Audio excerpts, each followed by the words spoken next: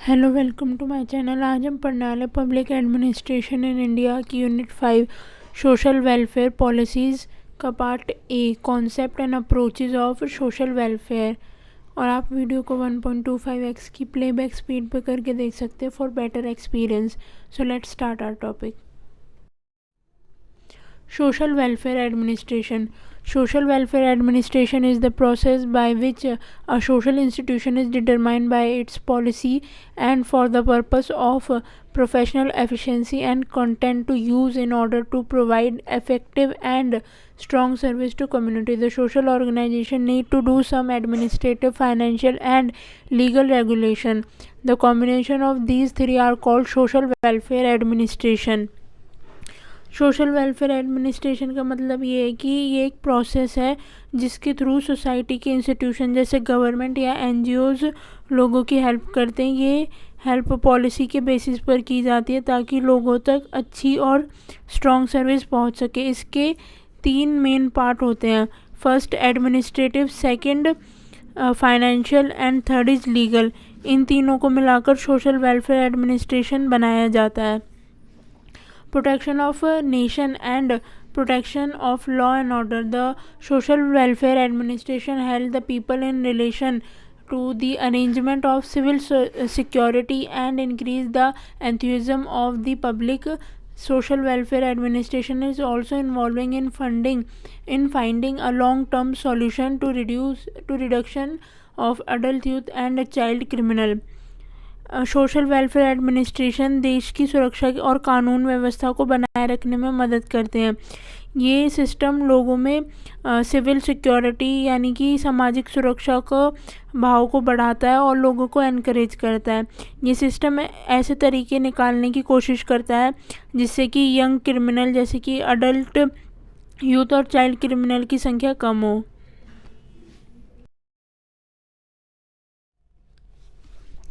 Economic development. In a developing country, the main function of the state is economic development. Corporation of social welfare administration is necessary in economic development. Special social welfare administration contribute economic development in a following way.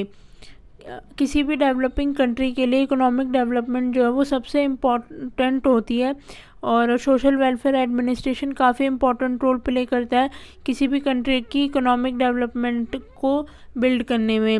इसके कुछ basically तरीके हैं जैसे कि first is a developer capability with the level of aspiration of the people, यानी कि लोगों की एस्पिरेशन या जो उनके गोल हैं उनके मतलब उस लेवल तक उनकी स्किल को बढ़ावा देना जिससे कि वो अपने गोल को अचीव कर सकें।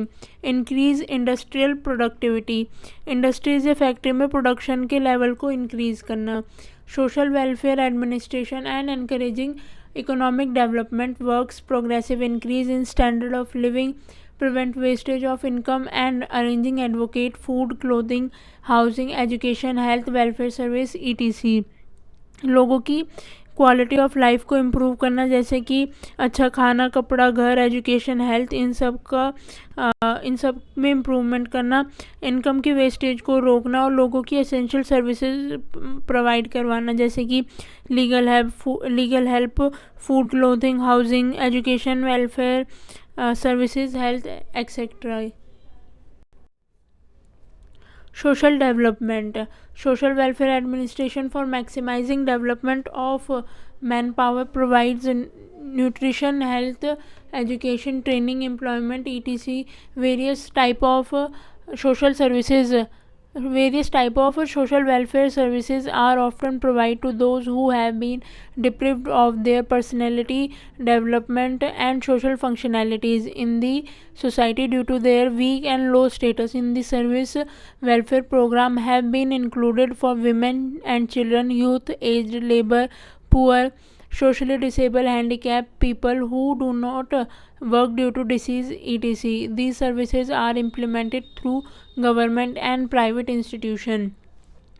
सोशल वेलफेयर एडमिनिस्ट्रेशन का गोल होता है कि मैन पावर को मैक्सिमाइज़ करना और मैन पावर की डेवलपमेंट करना। इसके लिए ये लोगों को अलग अलग चीज़ें प्रोवाइड कराते हैं जैसे nutrition, health, education, training and employment. ये सर्विस उन लोगों को दी जाती है जो समाज में कमज़ोर या पीछे छूट चुके हैं, जैसे कि जिनकी पर्सनैलिटी डेवलपमेंट और सोशल लाइफ में काफ़ी दिक्कत है। इनमें जो शामिल है वो है विमेन, चिल्ड्रन और एज्ड लोग, गरीब लोग, स्पेशली डिसेबल और हैंडीकैप, वो लोग जो बीमारी के कारण कोई भी काम नहीं कर सकते। और ये सारी सर्विसेज बेसिकली गवर्नमेंट और प्राइवेट इंस्टीट्यूशन प्रोवाइड करवाती है एज अ सोशल डेवलपमेंट।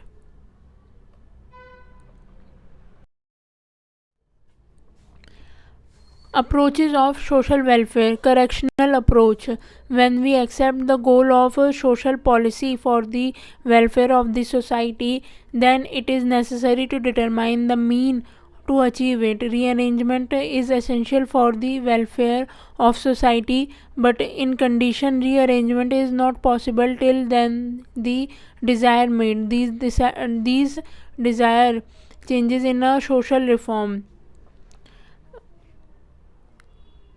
जो करेक्शनल अप्रोच है ये बेसिकली जब हम सोसाइटी की भलाई के लिए सोशल पॉलिसी बनाते हैं तो हमें ये देखना पड़ता है कि किस तरीके से उस गोल को अचीव किया जा सके। अगर सोसाइटी में कुछ गलत चीज़ें चल रही हैं तो उसमें चेंजेस लाने ज़रूरी होते हैं, जैसे सिस्टम को रीअरेंज करना।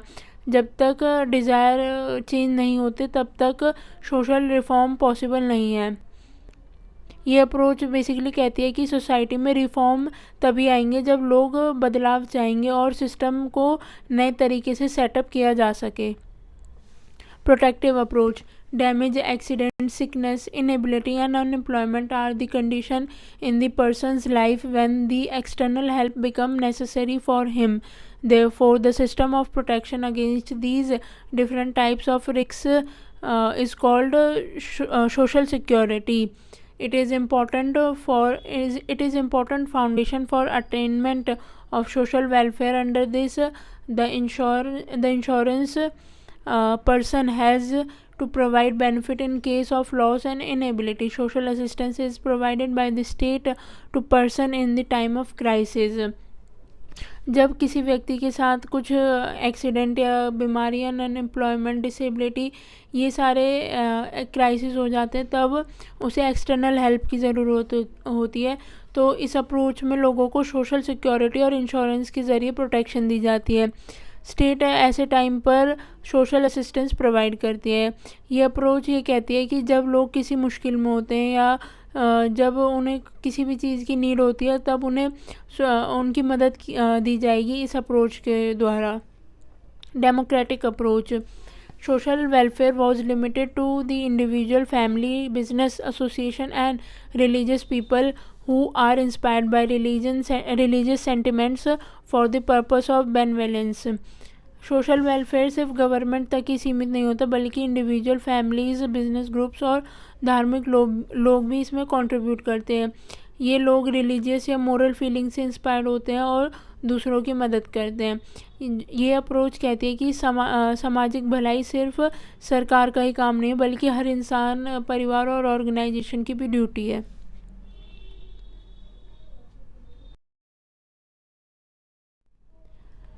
Community approach. The state and the individual are equally responsible for the welfare. Therefore, under the 5-year plan in India, community approach has been adopted to fulfill the goal of welfare works. An attempt has been made to develop social welfare work to that extent. Such policies have been adopted by the state which are trying to protect the weaker parts of the society and to make them as supportive as possible. While conducting the scheme has been taken to ensure that it is beneficial for all the parts of the society. All people have equal responsibility to make the plan successful for achieving this goal. Under the community program, the state provide assistance to people so that they can be able to make their progressive with their efforts such as self help and traditional help, maximizing utilization of local resources through organized community efforts, participation in corporation efforts, economic progress, social reform and cultural development. इस approach के मुताबिक सरकार और जो individual है दोनों की equal responsibility होती है सोशल वेलफेयर का काम करने की। इंडिया के 5 ईयर प्लान में भी ये अप्रोच अपनाई गई थी, जिसमें लोगों को इंक्लूड करके डेवलपमेंट के गोल अचीव किए जाते थे। इसमें ऐसी पॉलिसीज़ बनाई जाती हैं जिससे कि कमज़ोर जो वर्ग है उनकी सुरक्षा की जाए और सबको सपोर्ट प्रोवाइड कराया जा सके। इस अप्रोच में सभी लोग मिलकर काम करते हैं ताकि पूरे समाज इसका लाभ उठा सके, और सरकार कम्युनिटी के थ्रू लोगों की हेल्प करती है ताकि लोग जो है अपने एफर्ट से प्रोग्रेस कर सके। इसके कुछ जैसे की पॉइंट्स है, सेल्फ हेल्प और ट्रेडिशन। इसमें लोग अपनी मदद आप और पुरानी परंपरा से मिलने वाली मदद से करते हैं, और लोकल रिसोर्सेज को मैक्सिमम यूज़ करके कम्युनिटी के एफर्ट्स के लिए यूज़ करना। कॉरपोरेटिव पार्टिसिपेशन यानी इंडस्ट्रीज़ भी मदद करती है इसमें, और इकोनॉमिक प्रोग्रेस, सोशल रिफॉर्म और कल्चर डेवलपमेंट को भी बढ़ावा मिलता है इस अप्रोच से। ये अप्रोच जो है ये कहती है कि सिर्फ सरकार ही नहीं बल्कि हर सिटीज़न और कम्युनिटी की भी जिम्मेदारी होती है कि वो एक दूसरे की मदद करे और एक दूसरे को मिलकर समझे और डेवलप करे culturally. There are different types of need in different society, and an important need of one society is not necessarily equally important for other society. Basically समाज में कई तरह की ज़रूरतें होती हैं सोसाइटी में लोगों की, और ऐसा ज़रूरी नहीं कि हर सोसाइटी में वो ज़रूरतें सभी के लिए इक्वली इम्पॉर्टेंट हो। किसी में उनकी वैल्यू काफ़ी ज़्यादा हाई है और किसी में वो काफ़ी ज़्यादा लो उन ज़रूरतों की वैल्यू। तो इन सब चीज़ों को डिफ़ाइन करते हुए जो पॉलिसीज़ हैं वो बेसिकली 2 टाइप्स की बनाई गई है। उनकी मतलब सोशल वेलफेयर को डिफ़ाइन करते हुए 2 टाइप की अप्रोचेस क्रिएट की गई है। एक है रेजिडुअल अप्रोच और दूसरी है institutional approach.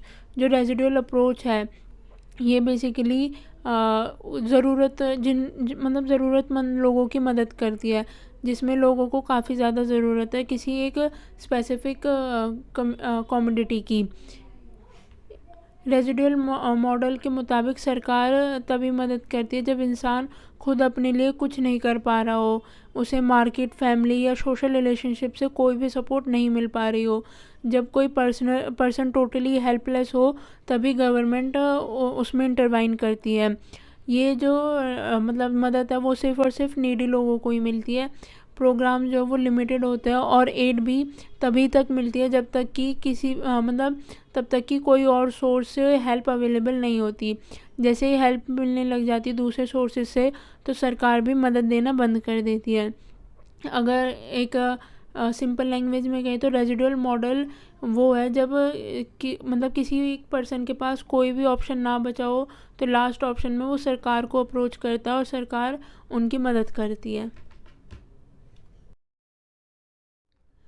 As a result, such program may be cheaper to administrators than the other models and may be more in line with people perception of justice, as it does not help all people, only those need as utmost necessary. But due to this the support of this model is also less. Under this it is also clear that the victim or the needy have to first prove that we are needy and we are not getting help from many other places. ये जो programme है ये basically cheaper programme होते हैं government के लिए, और इनका जो परसेप्शन होता है वो सोसाइटी में जस्टिस क्रिएट करना होता है, उन लोगों की मदद करना जिनको काफ़ी ज़्यादा ज़रूरत है। लेकिन इसके कुछ क्लॉज भी हैं, जैसे कि पहले जो विक्टिम है उसको प्रूव करना होगा कि उसे सही में ज़रूरत है इन सब चीज़ों की, तभी वो गवर्नमेंट से हेल्प ले पाएगा। It is related to welfare which is done by the government for such needy people who are poor, unemployed people and unable to fix their own standard of living, and they are not getting held from any help from any other places like from family, friends and other relationships. यहाँ पे held नहीं होगा, getting help होगा। तो ये typing mistake हो गया यहाँ पे। ये जो प्रोग्राम है ये बेसिकली टारगेटेड ग्रुप्स को ही दिए जाते, मतलब ये जो प्रोग्राम है गवर्नमेंट के मदद करने का, ये कुछ टारगेटेड ग्रुप्स को ही दिया जाता है, जैसे कि जो गरीब महिलाएं, बेरोज़गार लोग, जिन्हें फैमिली या किसी और भी सोर्स से हेल्प नहीं मिले, उनको ही प्रोवाइड किया जाता है, जिससे कि वो अपने लाइफ को स्टेबल कर सकें. Services are not permanent and short-term services, as these services are discontinued after getting a job that has been received from elsewhere. Remedial method, because under this state act, only when the problem is clearly visible is used as an immediate program. ये जो services होती हैं ये permanent नहीं होती, ये short term services होती हैं. अगर किसी को जॉब या कहीं और किसी और सोर्सेज से हेल्प मिलने लगती है तो सरकार सरकार जो सर्विसेज दे रही है इनको डिसकंटिन्यू कर देती है. रेमेडियल मेथड, यानी कि जब कोई प्रॉब्लम क्लियरली विजिबल हो तभी गवर्नमेंट इंटरवाइन करती है. और एमरजेंसी रिस्पॉन्स टाइप मॉडल है, जैसे कि जब ज़रूरत हो तो तभी हेल्प मिलेगी.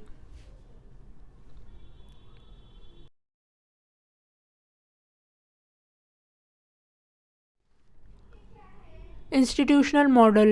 Under this model, social welfare is necessarily provided to all the rich and poor without any discrimination in the society, and social welfare is considered as an important part of the government program for all citizens. In this model, there is no need to change the category of social welfare recipients. It is for everyone. It is not that if someone is getting hurt from other places, then the government will not give them facilities again. ये जो institutional model है इसमें सबको बराबर help दी जाती है, यानी कि इस मॉडल में गरीब या अमीर का फ़र्क नहीं होता. सोशल वेलफेयर सबके लिए होता है, बिना किसी भेदभाव किए बगैर. सोशल वेलफेयर इस मॉडल में गवर्नमेंट जो है वो एक रेगुलर प्रोग्राम का हिस्सा होती है, यानी कि एक प्लान और परमानेंट सिस्टम है जो सभी लोगों की ज़रूरतों को पूरा करता है.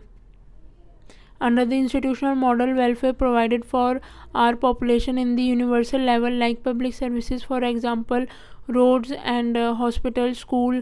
It give equal opportunity for all whatever their conditions. The institutional approach of the social welfare is planned or organized method for fulfilling needs of the people.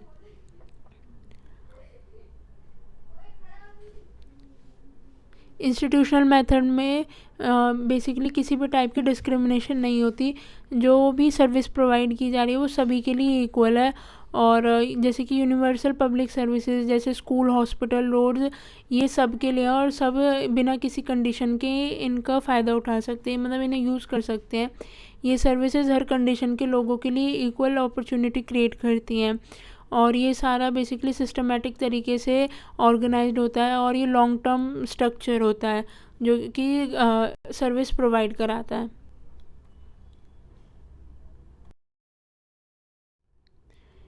In the context of social welfare, Indian traditional approach based on dharma, mercy, dakshina and renunciation, the essence of which it is self-sacrifice, self-government and helpful thought for others.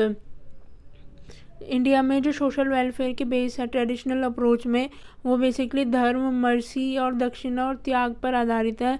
लोगों का focus होता है self sacrifice, यानी स्वार्थ को त्याग करना, self government, अपने खुद का नियंत्रण रखना और दूसरों के लिए अच्छा सोचना, हेल्पफुल थॉट क्रिएट करना सोसाइटी में. The welfare of all depend on the value and moral feeling through individual और कलेक्टिव वेलफेयर ऑफ इंडिविजुअल और through community medium. In ancient time, the hair provided by the king in emergency, ये यहाँ पे help होगा, hair नहीं, typing mistake हो गई. The help provided by the king in emergency can be considered its origin, such as the context of flood, drought, earthquake, etc. The concept of social welfare in India is a very ancient concept.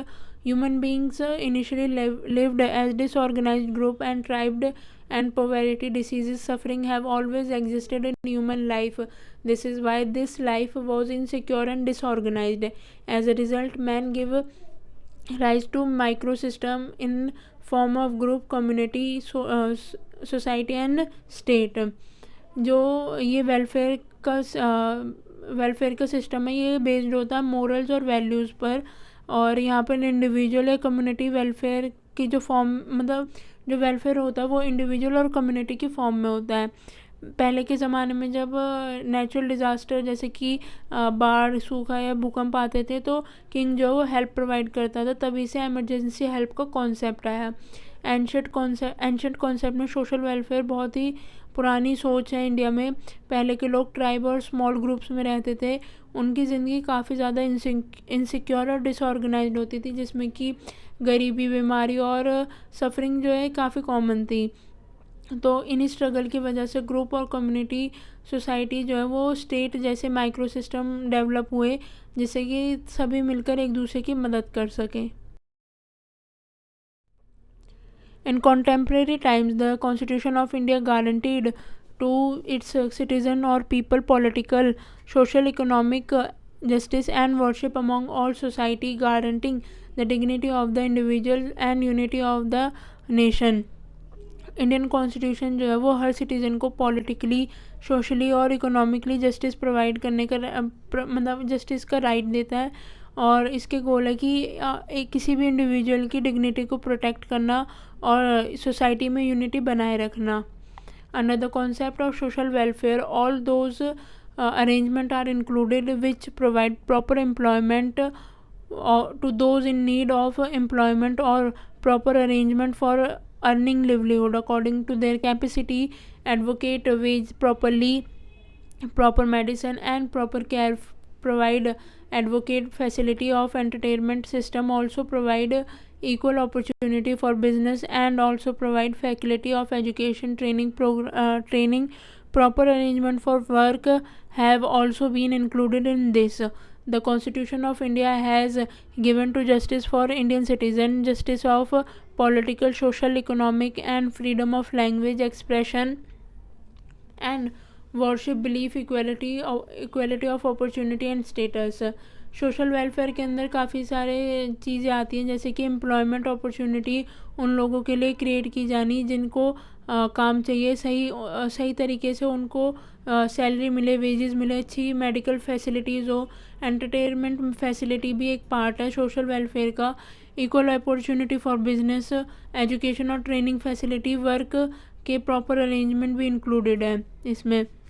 और Indian constitution ही right देता है कि justice मिले सभी individual को politically, socially and economically, और साथ साथ freedom of language expression, worship and believe भी प्रोवाइड कराता है Indian constitution.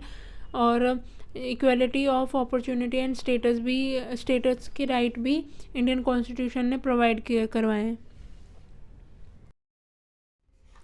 Part 4 of the Constitution of India, which is directive principle of the state policy, are related to the idea of social welfare in India by state policies, which is declaring that India is a welfare state. जो हमारे constitution का part 4 है वो directive principle of the state policy है। उसमें ये जो principal है वो गवर्नमेंट को ये बताते हैं कि देश को वेलफेयर स्टेट बनाने के लिए किन किन प्रोग्राम, मतलब कौन से कदम उठाए जाने चाहिए, और इनका मेन फोकस जो है वो ये है कि लोगों को सोशली और इकोनॉमिकली डेवलप करें। अकॉर्डिंग टू आर्टिकल 38 में सामाजिक और आर्थिक न्याय का विकास हो। सरकार की जिम्मेदारी है कि एक ऐसे सामाजिक व्यवस्था बनाए जिसमें कि सभी लोगों को सोशली, इकोनॉमिकली जस्टिस प्रोवाइड किया जा सके।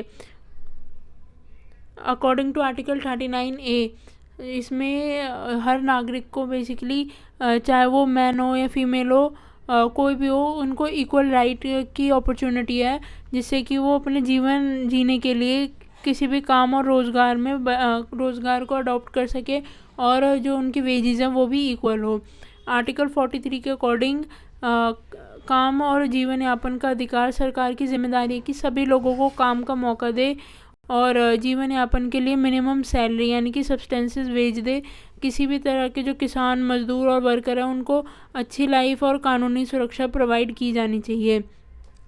और आर्टिकल 41 के अकॉर्डिंग जो स्टेट है वो सबकी हेल्प करे, कुछ ऐसे प्रोविज़न बनाए जिससे कि बेरोज़गारी और जो बीमार, विकलांग और अनएजुकेटेड लोग हैं उनकी मदद की जाए। लेकिन ये सब सरकार की जो इकोनॉमिक कैपेसिटी है उसके हिसाब से किया जाना चाहिए।